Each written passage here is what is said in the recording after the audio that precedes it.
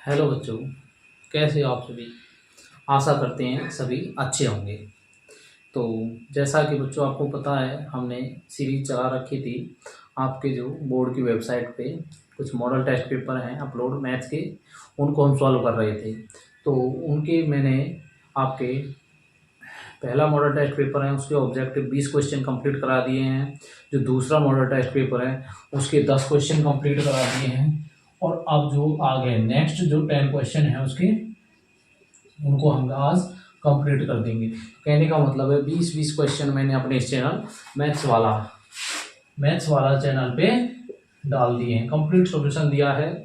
और बच्चों आप देखोगे तो उसमें समझ पाओगे कि थोड़ा सा लेवल उनका अच्छा है। तो आशा करते हैं आप सभी इन वीडियो को देखें, लाइक शेयर एंड सब्सक्राइब जरूर करें। और ये एग्ज़ाम जो आपके होने वाले हैं उनमें आपके बहुत ज़्यादा फायदेमंद होंगे। ठीक है, चलिए तो नेक्स्ट जो 10 क्वेश्चन है उनको आज सॉल्यूशन हम स्टार्ट करते हैं। तो मॉडल टेस्ट पेपर आपका सेकंड था का मॉडल टेस्ट पेपर सेकंड के 10 क्वेश्चन करा दिए थे। आज 11 to 20 क्वेश्चन कराएंगे वही। ठीक है, 11 से 20 क्वेश्चंस जैसे आप देख पाओगे। तो 11 क्वेश्चन है, 11वां क्वेश्चन यहाँ पे दे रखा है। इसमें दिया हुआ है 9x² माइनस 9 10²। ये प्रश्न बहुत बार बार रिपीट हो रहा है, बहुत से मॉडल टेस्ट पेपर में मैंने रिपीट होते देखा है। इसका इम्पोर्टेंट क्वेश्चन है, आपका 1 नंबर पक्का हो जाएगा, बस कुछ नहीं है। इसमें भी 9 है, इसमें भी 9 है, दोनों से 9 बाहर ले लीजिए। यहाँ पे बन जाएगा 9x², बाहर आ जाएगा sec²a, और यहाँ से बचेगा केवल 10²a। तो यहाँ से क्या है, 9 हमने कॉमन ले लिया तो हमारा अंदर बच गया ये। अब जैसा कि हम जानते हैं जो हमारा sec² है माइनस का है 10²a, ये प्रॉपर्टी होती है इसकी 1 के इक्वल। तो 9 × 1, इस सारे की वैल्यू क्या हो जाएगी जी 9। तो हमारा क्वेश्चन हो जाएगा, जो क्वेश्चन का आंसर है वो 9 हो जाएगा। ठीक, तो इसमें sec² दे रखा है जी, और इसको बदलना है या तोड़ के लिखना है किसकी फॉर्म में, cot θ में एक्सप्रेस करना है। ठीक है, एक्सप्रेस करना, cot θ में एक्सप्रेस, cot के पदों में लिखना है। चलिए इसको कैसे लिख सकते हैं, जैसा कि हम जानते हैं जो हमारी प्रॉपर्टी होती है sec² की, sec² θ माइनस में होती है 10²a, ये थीटा लगाइए। ठीक है, थीटा दे रखा तो थीटा, तो इसकी प्रॉपर्टी होती है जी 1 के इक्वल। ठीक, अब क्या करना होता है, हमें सेक को कॉट में बदलना है। तो कैसे बदलेगा भाई, तो देखिए sec² θ माइनस इस 10 को हम इधर ले जाएंगे तो यहाँ से बन जाएगा आपका 1 प्लस में 10² θ, और यहाँ से हमारा वही sec² θ, और यहाँ से हम तोड़ते हैं तो हमारा जो 10 है ये प्रॉपर्टी के अनुसार टूट जाता है 1/cot² θ। ठीक, अब इससे आगे क्या करेंगे जी, इससे आगे करेंगे sec² θ, इसका एलसीएम ले लेंगे तो यहाँ से बचेगा जी cot² θ, और यहाँ पे आपका क्रॉस मल्टीप्लाई cot² θ प्लस 1। यहाँ से हमारे कॉट के पदों में टूट गया, तो यहाँ से हम क्या करेंगे, आपका जो sec² θ है इस पैसे स्क्वायर को यहाँ से हटा देंगे, और ये जाके आपका स्क्वायर चढ़ जाएगा इधर cot² θ प्लस 1, और यहाँ से आपका cot² है जो थीटा, यहाँ से इस स्क्वायर से एक बार स्क्वायर कैंसिल हो जाएगा, तो हम लिख सकते हैं इसको cot² θ प्लस 1 डिवाइडेड cot θ। तो हमारा जो sec θ है किस फॉर्म में आ गया, वो आ गया हमारा इस फॉर्म में। ठीक है, यही आपका फाइनल आंसर होगा। नेक्स्ट क्वेश्चन पे चलते हैं। In a pole of 6 metre high casts at a shadow to √3 meter long the ground then sun's elevation। तो मतलब उन्नयन कोण बताना है इसमें। तो क्या कह रहा है जी, 6 मीटर की कोई आपकी हाई वाले कोई पोल है, इसकी हाइट कितनी है, 6 मीटर दे रखी यहाँ से यहाँ तक, और उसकी जो शेडो बन रही है वो दे रखा है जी 2√3। इसका नाम दे देते हैं ABC। इस तरीके से क्या शेडो बन रही है उसकी 2√3। 3। अब उसने पूछा है जी इस थीटा, ठीक है, सन्स एलिवेशन पूछा है, तो सूर्यांश अवनमन उन्नयन कोण क्या होगा, ठीक है। उसने क्या पूछा है जी, एलिवेशन, एंगल ऑफ एलिवेशन। तो यहाँ पे हम लिखेंगे angle of elevation, angle of elevation, जिसमें क्या बता पाओगे आप, उन्नयन कोण, उन्नयन कोण। ये थीटा की वैल्यू बतानी कि ये यहाँ पे ये थीटा है वो क्या है, ठीक। चलिए तो कैसे कर पाएंगे, सबसे पहले देखिए, तो हम क्या है, हमें ये थीटा निकालना, तो हम ये वैल्यू ले लेते हैं क्या है। तो सबसे पहले अगर हम देखें तो ये बनती है हमारी BC अपॉन AB, और इसको हम क्या मानते हैं जी, ये हमारा परपेंडिकुलर, ये अपॉन बेस, ठीक। देख लीजिए एक बार मैंने क्या क्या बताया आपको, इस तरीके का कोई आपका होल है 6 मीटर का, उसकी शेड बन रही है 2√3, तो ये थीटा की वैल्यू हमको बतानी है, ठीक है। ये क्या है, उन्नयन कोण, इसमें पूछा है एंगल ऑफ एलिवेशन, ठीक है। तो यहाँ पे यहाँ से बनने वाला एंगल कितना है, तो हमने क्या है, ये आपका परपेंडिकुलर अपॉन बेस ले लिया, तो ये क्या BC upon AB equal to क्या हो जाता है, tan थीटा हो जाता है। तो यहाँ पे 6√2√3 था इक्वल टू tan थीटा, तो यहाँ पे हमने 2 से काट दिया इसको, 3√3 इक्वल टू tan थीटा।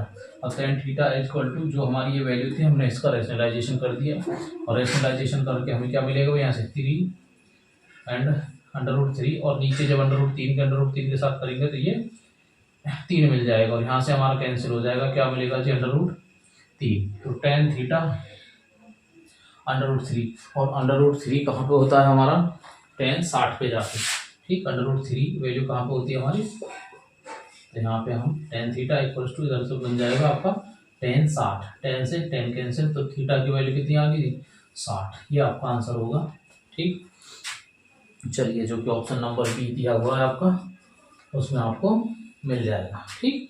चलिए नेक्स्ट क्वेश्चन में, 14 क्वेश्चन में क्या कह रहा है आपका, the given figure of a sector of a circle radius दे रखी है 10.5 centimetre, the perimeter of the sector ये दे रखा है, ठीक है। तो हमको क्या है, एक आकृति दे रखी है इस तरीके से। अब इसका जो आपका इसकी रेडियस दे रखी है 10.5 सेंटीमीटर, 10.5 सेंटीमीटर ये रेडियस है, एंगल दे रखा है जी 60 डिग्री का, ओके।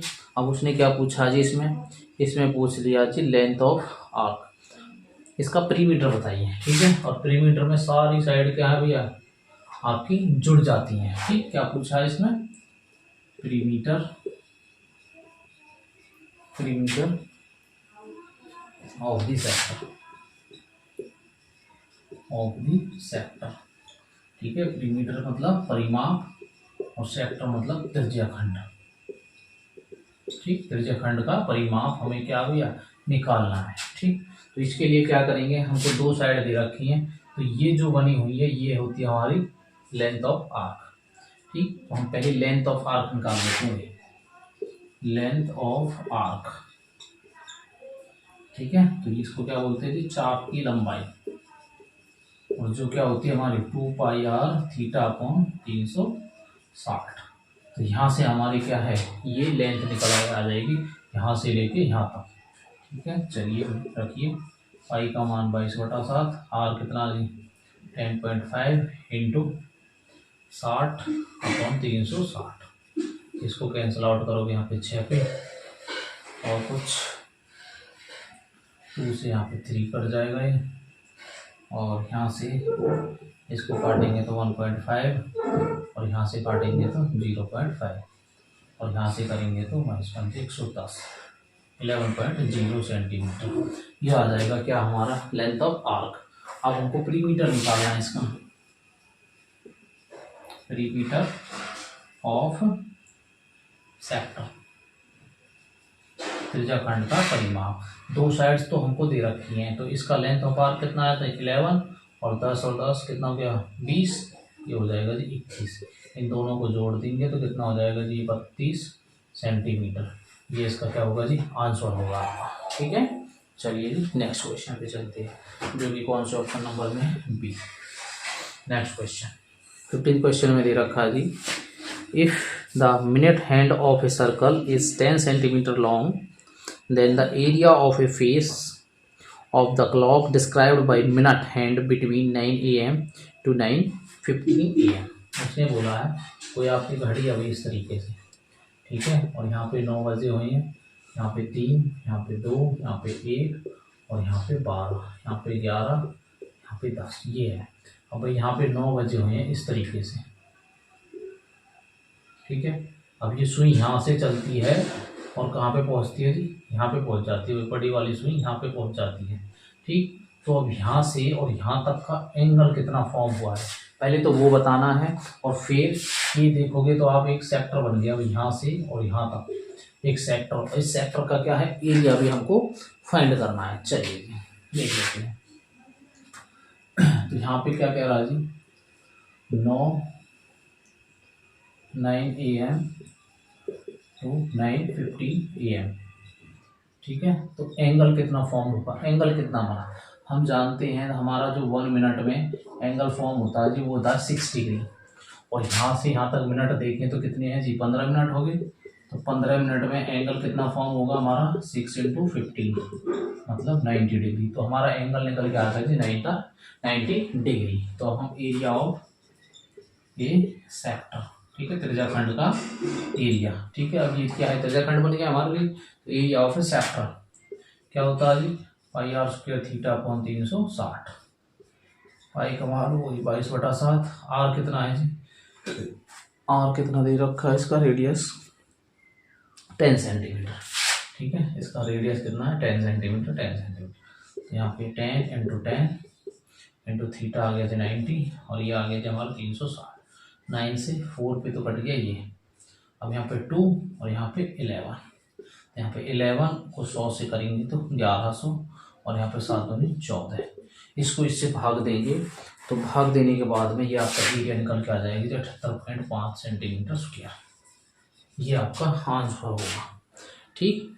चलिए जी आपका नेक्स्ट क्वेश्चन में दे रखा है, cylindrical pencil sharped at one angle one edge is the combination of, किसका कॉम्बिनेशन बनता है आपका, 16th क्वेश्चन, किसका कॉम्बिनेशन। उसने बोला है जी आपका एक तो पेन ऐसे एक पेंसिल है, और पेंसिल किस फॉर्म में होगी जी, इस फॉर्म में, ठीक है, इस फॉर्म में पेंसिल होगी।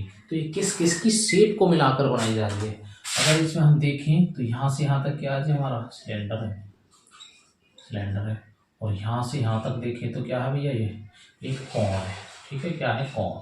तो इसका जो ऑप्शन होगा आपका, ऑप्शन क्या होगा जी, इसका ऑप्शन होगा ए, जिसमें दिया होगा जी ये सिलेंडर मतलब बेलन है, प्लस में कोण है मतलब शंकु अभी, ठीक है। तो ये ऑप्शन हो जाएगा, यहाँ पे इसको बेलन बोलेंगे जी, और आपका कोण हो जाएगा जी शंकु, ठीक। ये आपके शेप के बारे में बताया हुआ था, ठीक है। नेक्स्ट क्वेश्चन, तो मैं आपको टेबल दी गई है एक, और इसमें क्या बताना है जी आपको।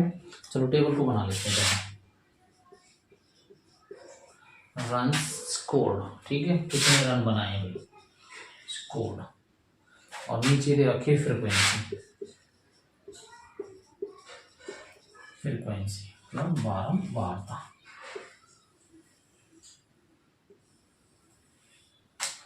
यहाँ पे, ठीक। तो इसमें क्या दे रखा है जी, 0 से 15, 0 से 15, 15 से 30, 30 से 45, 45 से 60, और 60 से 75 है, और 75 से 80 है, ठीक है। ये दे रखी है फ्रिक्वेंसी आपकी 5, 7, 8, 4, सॉरी उल्टा लिख दिया, ये आपका 4 है, ये 8 है, और उसके बाद 8 और 3। अब क्वेश्चन में ये दिया हुआ है यहाँ पे, number of matches in which the batsman scored less than 20। तो एक बैट्समैन था, बैट्समैन ने ये स्कोर किए हैं, और ये क्या है, उसने नंबर्स या क्या बोलेंगे को नंबर्स प्राप्त करे हैं। तो ये कह रहा है कि वो जो 60 से कम वाले नंबर है वो उसने कितने प्राप्त करे। तो अगर हम यहाँ पे देखेंगे तो 45 से 60, तो 45 से यहाँ पे क्या है 59 तक की वैल्यू आएगी, और 59 तक आएगी तो उनके नंबर्स गिन लीजिए यहाँ पे नीचे। ठीक है, तो इनका टोटल करेंगे तो कितना हो जाएगा 12 12 24। ठीक है, तो इसका आंसर क्या आ जाएगा 24। ठीक है, और ऑप्शन आपका कौन सा हो जाएगा, B is A correct answer. ठीक, चलिए जी नेक्स्ट क्वेश्चन। अब 18th क्वेश्चन क्या कह रहा है, a number is slanted from number 1 to 27, 1 to 27 इस तरीके से भाई आपके नंबर्स लिखे हुए हैं। The probability that is an prime number, तो इसमें से प्राइम नंबर होने की प्रोबेबिलिटी क्या होगी भाई, प्राइम नंबर। ठीक है, तो क्या निकालोगे कि probability of A prime number. ठीक है, अभाज्य संख्या की प्रायिकता क्या होगी इसमें से, ये बताना जी। ठीक है, अब इसमें से अभाज्य संख्या निकाले तो यहाँ पे नंबर लिख लेते हैं। यहाँ पे अभाज्य होती कौन कौन सी प्राइम नंबर, 2 3 5 7 11 13 15 17 23, उसके बाद में रहेगी 19 रहेगी, 17 19। ठीक, हाँ अब इनको काउंट करेंगे 1 2 3 4 5 6 7 8 9, तो 9 होंगे। ठीक है, अगर हम इनकी प्रोबेबिलिटी निकाले तो 9, और टोटल नंबर कितनी है दी 27, इनकी प्रायिकता निकल के आ जाएगी कितनी 1/3। ठीक है, ये आपका आंसर हो जाएगा, जो कि ऑप्शन नंबर सी दिया हुआ है। ठीक है, ऑप्शन नंबर सी से करेक्ट आंसर। ठीक, चलिए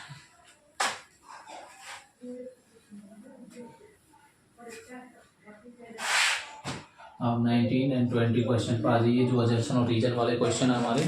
चलो उसमें देख लेते हैं। द नंबर अजर्सन दे रखा जी, the number of terms is in series 7 11 15।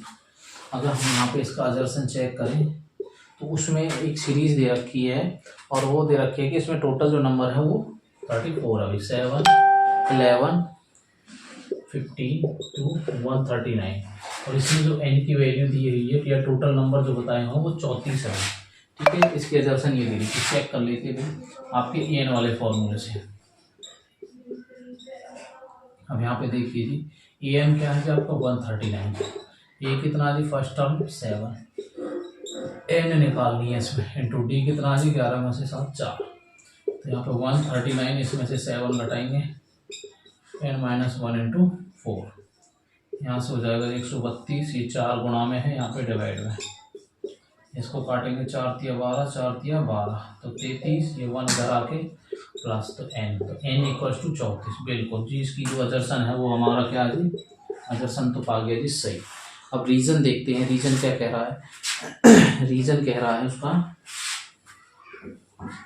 कि उसमें रीजन कह रहा है कि उसमें फॉर्मूला दिया हुआ है Sn = n/2 2a plus n - 1 into D. ठीक है, तो क्या ये जो फॉर्मेट हमने निकाला है वो क्या इससे मैच करता है, या इस फॉर्मेट के लिए क्या ये यूज होता है, नहीं होता। ठीक है, तो इसमें रीजन बोला है कि नंबर ऑफ टर्म्स निकालने हैं, और ये जो हमारा फॉर्मूला है वो किसका है, सम ऑफ टर्म्स का था, सम ऑफ टर्म्स। ठीक है, मतलब पदों का योग निकालने का फॉर्मूला था, पदों का योगफल। और इसमें जो रीजन में पूछा था वो क्या है भैया, नंबरों की संख्या, पदों की संख्या पूछी थी, पदों की संख्या, और पदों की संख्या कहाँ से निकालोगे, इस टर्म से निकालोगे। ठीक, तो इसमें हमारा अजर्सन ठीक था, जो है रीजन वो था रॉन्ग, और अजर्सन सही है, रीजन रॉन्ग है, तो ऑप्शन नंबर सी चूज करेंगे हम। ठीक है, ये आपका 19th क्वेश्चन हो गया। अजर्सन दे रखा है जो, a tangent of a circle can be drawn from a point inside the circle. जो टेंजेंट होते हैं भाई, जो स्पर्श रेखाएं होती हैं, वो क्या सर्कल के अंदर खींची जा सकती हैं, नहीं, तो इसमें अजर्सन हमारा हो गया जी रॉन्ग। ठीक है, दूसरा दे रखा, the length of the tangent drawn from a external point to a circle are equal. अभी इसका रीजन है, उसमें कह रहा है कि एक सर्कल है भाई, और यहाँ से जो टेंजेंट खींचे जा रहे हैं वो इस तरीके से, तो वो यहाँ से इस पॉइंट पे क्या है, इक्वल होते हैं। हाँ जी बिल्कुल होते हैं इक्वल। ठीक है, तो हमारा रीजन क्या है, सही है। ठीक, रीजन सही है, दर्शन रॉन्ग है, तो ऑप्शन नंबर उसमें क्या हो जाएगा हमारा, D. D is A correct answer. ठीक है, तो ये थे आपके 10 नेक्स्ट क्वेश्चन जो हमारे 11 से 20 तक थे। और दोस्तों ये आप कहाँ पे देख रहे थे, मैथ्स वाला यूट्यूब चैनल पे। ठीक, तो आप इस चैनल को लाइक करिए, शेयर करिए और फॉलो करिए, मैथ्स वाला। तो वीडियो कैसे लगी दोस्तों बताना जरूर। ठीक है, कमेंट करिए, शेयर करिए, लाइक करिए। धन्यवाद।